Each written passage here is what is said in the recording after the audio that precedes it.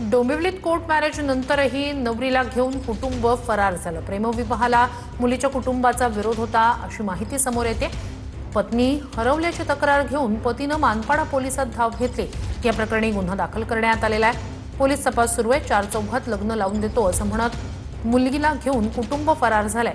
Hall book झाल्यानंतर हळदीच्या दिवशीच नवरीला घेऊन तिचं कुटुंबीय पसार झाल्याची माहिती समोर आली। माझं लग्न त्याच्या मामाने तारीख काढलेली 24 तारखेला लग्न होतं। 24 मे 2026 रोजी रविवारी रोजी।